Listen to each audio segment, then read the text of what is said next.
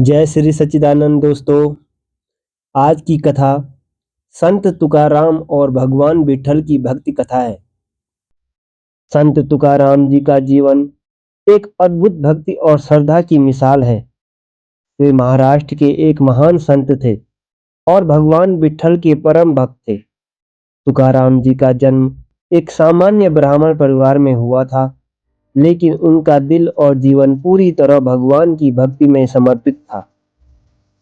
उनका अधिकांश समय भगवान के नाम में ही व्यतीत होता था और उनका हर पल भगवान के नाम के जाप में ही लीन रहता था। एक दिन गांव के कुछ लोगों ने तुकाराम जी को ताना मारा। वे बोले, तुकाराम, तुम हर समय भगवान के भजन और कीर्तन करते रहते हो, लेकिन तुम कुछ करते नहीं हो। तुमने अपनी जिंदगी में मेहनत क्यों नहीं की? तुम सिर्फ आलसी और भगवान के भरोसे बैठे हो। यह सुनकर तुकाराम जी थोड़े दुखी हुए, लेकिन उन्होंने इस पर ज्यादा ध्यान नहीं दिया।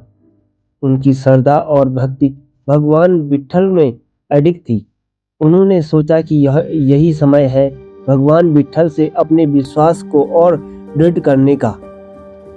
तुकाराम जी ने भगवान विठल से एक विशिष्ट आशीर्वाद मांगा। उन्होंने भगवान से कहा, हे विठल, आप मेरे जीवन का सहारा हैं, लेकिन गांव वाले मुझे ताना मारते हैं कि मैं काम नहीं करता। क्या आप मेरी मदद करेंगे? भगवान विठल ने तुकाराम की भक्ति को समझा और अपने भक्त की सहायता करने का निर्णय लिया। अगले दिन जब तुकाराम जी अपने घर से बाहर निकले तो उन्होंने देखा कि उनके खेत में हल चल रहा था।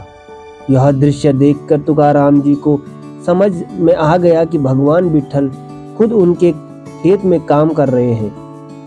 तुकाराम जी ने भगवान के चरणों में गिर पड़े और उन्हें धन्यवाद दिया।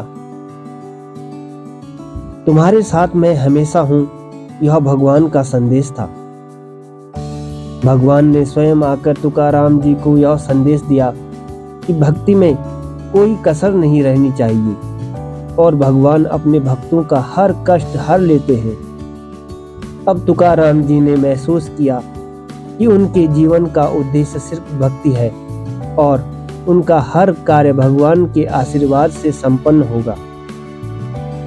वह दिन था जब तुकाराम जी ने फिर से भजन गाना शुरू कर दिया और भगवान विठल की महिमा का प्रचार किया।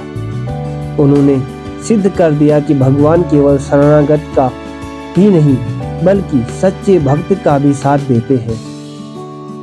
कथा से हमें यह सीख मिलती है कि भक्ति सच्ची होनी चाहिए। यदि हमारी श्रद्धा और विश्वास मजबूत है तो भगवान स्वयं हमारे साथ होते हैं। मेहनत और ईश्वर पर विश्वास दोनों साथ में चलते हैं। धन्यवाद।